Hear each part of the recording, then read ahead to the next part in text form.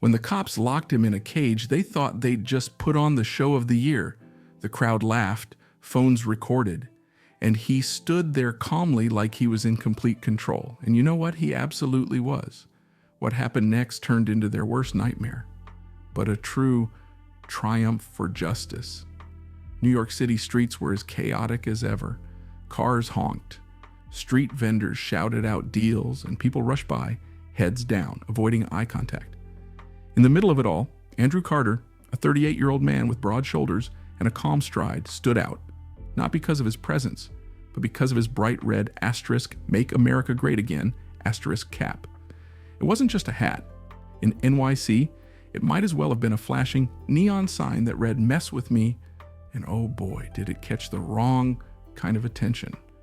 Two cops, Officer Jason Miller and Officer Eric Rogers, leaned against their patrol car nearby. Both were in their early 40s, built like linebackers, and known for their sharp tongues and louder than necessary political opinions. Jason's eyes narrowed as he spotted Andrew walking past. He nudged Eric and smirked. "Yo, Eric," Jason said, loud enough for Andrew to hear. "You see what I see? Someone's got some serious nerve walking around here with that asterisk on his head." Eric glanced over, shaking his head, as if Andrew had just committed a crime. "What's the matter, buddy? Get lost on your way to Texas? This ain't MAGA country." He chuckled, his voice dripping with mockery. Andrew kept walking, his back straight and eyes forward, refusing to acknowledge the taunts. His calm demeanor only seemed to irritate the officers more. Jason stepped forward, blocking his path while Eric flanked him from the side.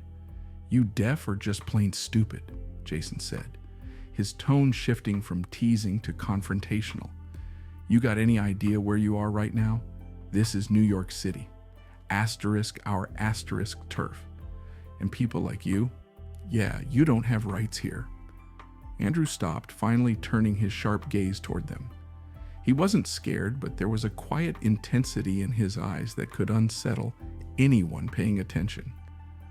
"Officers," he began, his voice steady, "I have the same rights as anyone else in this city, no matter what you think. Now, if you'll excuse me, I'd like to go about my day." Jason let out a low whistle, leaning in closer. "Oh, I get it. You think that hat makes you untouchable, like some kind of superhero cape. Hate to break it to you, cowboy, but around here, you're just another clueless tourist." Eric laughed, stepping forward to nudge Andrew's shoulder, just hard enough to be noticed. "Yeah, superhero. Sure. Bet you think we're the bad guys in your little fantasy world?" Andrew didn't flinch. He stood his ground, his jaw tightening, but his face remaining calm. "I'm asking you to step aside," he said, his tone still firm but respectful. "What you're doing is harassment, and I suggest you stop." By now, a small crowd had started to gather. People slowed their steps, drawn in by the tension. Phones came out and cameras started recording, but no one spoke up. It was the kind of silent curiosity that happens when people sense trouble but don't want to get involved. Jason glanced at the growing crowd and grinned. "Look at this, Eric. Our friend here thinks he's some kind of celebrity. Let's make sure he gets the attention he's asking for." Eric nodded, his grin widening. "Yeah, why not? Let's show him what happens when you bring that energy asterisk into our city." Andrew's voice cut through the noise like a knife. "You're crossing a line. I'm warning you. What you're doing is illegal." Jason's smile faded for just a moment before he leaned in closer. "Illegal? Buddy? Around here? We decide what's legal." The crowd buzzed quietly with whispers, some nervously laughing at the escalating scene. No one stepped forward. Some onlookers seemed entertained, while others held their phones at just the right angle, ready to post the footage online. The tension was thick, but no one could have predicted what was about to happen. Jason and Eric exchanged a look that practically screamed, "Let's take this to the next level asterisk." Their smirks grew wider, And before anyone could figure out what they were planning, the two officers grabbed Andrew by his arms. "All right, Mr. Freedom Fighter," Jason said, yanking Andrew toward the side of the street where an old rusted metal cage stood. "Let's see how you like being the main attraction in our little circus." The cage was usually used by nearby stores to store delivery boxes and trash, but now it was about to play a very different role. Eric swaggered over to the cage, pulled open the squeaky door, and gestured grandly, like a magician unveiling his next trick. "Welcome to your new home," Eric said, his voice dripping with mock kindness. "Come on, step right in. Let's see how it feels to be the star of the zoo." The small crowd, which had been growing steadily, let out a mix of nervous chuckles and murmurs. Some people exchanged uneasy glances, while others raised their phones higher, clearly thinking, asterisk, "This is gold. Wait till my followers see this." Andrew stopped walking, his feet planted firmly on the pavement. His expression was calm, his voice steady. "You're not serious?"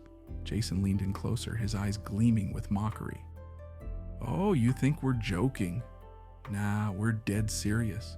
In fact," he added, gesturing to the cage, "we might even charge admission." Without waiting for a response, the two officers shoved Andrew into the cage. The metal bars clanged loudly as the door shut behind him. "Yeah, this is justice, New York style," Jason shouted, pulling out his phone to record the moment. "Hey, Eric, get his good side." "Oh, wait, there isn't one." Eric laughed, holding up his own phone. "Ladies and gentlemen, may I present to you the Republican King in his natural habitat. Don't forget to like and share." The crowd's mood shifted uncomfortably. Some people were still laughing awkwardly, but others seemed unsure of how to react. A few whispered, "Isn't this like totally illegal, or what if this guy sues them?" But no one stepped forward to intervene. Inside the cage, Andrew stood perfectly still. His hands rested at his sides, his face unreadable. If he was angry, scared, or humiliated, he didn't show it. Instead, he glanced down at his coat pocket, subtly pressing a small button hidden inside. It was a silent distress signal, a direct line to someone who could actually do something about this circus act. Jason and Eric were too busy playing to the crowd to notice. "This guy thinks he's a hero," Jason said, pointing his phone at Andrew. "I bet he thought that hat would protect him, like some kind of shield. Guess what, buddy? Not an asterisk, our asterisk city." "Yeah, maybe next time leave the MAGA cosplay at home," Eric added with a grin. Meanwhile, Andrew's calm demeanor was starting to make some onlookers uneasy. People began muttering things like, "He doesn't look scared. That's weird." A woman in the back whispered to her friend, "You think he's someone important?" But her friend just shrugged. As the officers continued their mockery, some of the crowd's recordings had already hit social media. Within minutes, comments started flooding in. "This can't be real. Aren't cops supposed to protect people? So much for freedom of speech. What a joke. Wow, NYC just went full-on dystopian." But back on the street, the atmosphere remained tense. No one stepped forward to stop the scene unfolding in front of them. For now, it seemed like just another day in the city, a bizarre mix of chaos, indifference, and a little too much spectacle. And yet beneath the surface, the balance of power was quietly shifting. Andrew's calm expression wasn't just for show. It was the look of someone who knew that the tables were about to turn, and when they did, it wouldn't be pretty. The commotion on the street froze as a sleek black SUV with flashing lights pulled up. The crowd's murmurs turned into silence. Jason and Eric exchanged nervous glances, their cocky smirks quickly fading. "What's going on?" Eric muttered, slipping his phone into his pocket. The SUV doors swung open, and 4 agents in sharp black suits stepped out, their movements precise and deliberate. The tallest of them strode toward the cage, ignoring the crowd and the visibly rattled officers. Andrew, still standing calmly inside the cage, gave a faint smile. "Gentlemen," he said, his voice smooth and steady, You've just made a very big mistake." Jason's confidence crumbled as he took a hesitant step back. "This has to be a joke," he mumbled under his breath. The agent reached the cage, unlocked it, and opened the door. "Are you all right, sir?" he asked Andrew, his tone sharp but respectful. Andrew stepped out with an air of authority, dusting off his coat. "I'm fine," he replied. "But these two have just violated several federal laws. Handle it." The agents didn't hesitate. One stepped forward, flashing his badge at Jason and Eric. "Federal agent," he announced firmly, nodding toward Andrew. "You've unlawfully detained him. That's a felony. Do you understand the gravity of what you've done?" The crowd erupted into whispers, phones capturing every moment. Jason stammered, "Wait, we didn't know. You thought wrong." Andrew interrupted, his voice cutting like a knife. "And for the record, I'm the lead investigator for the FBI's Civil Rights Division. You couldn't have picked a worse person to mess with." Eric's face went pale. "This can't be real," he whispered, looking at Jason for support. But Jason was too stunned to respond. The agents swiftly disarmed the officers and confiscated their badges. The crowd, now fully engaged, shifted from passive observers to stunned witnesses. Videos of the incident flooded social media within minutes with captions like "NYC cops pick on the wrong guy" and "FBI agent shuts it down." Andrew addressed the crowd briefly before stepping into the SUV. "No one, regardless of their beliefs, should ever face this kind of treatment. Freedom of expression isn't optional, it's a right." By the evening, the incident had gone viral. Comments poured in. "Absolute legend. Coolest guy under pressure. Those cops just ruined their lives in 10 minutes flat. Freedom of speech is not negotiable. This guy's a hero." Jason and Eric were suspended immediately, pending an investigation. Andrew's calm demeanor and the swift action of the FBI sent a clear message: abuses of power wouldn't be tolerated.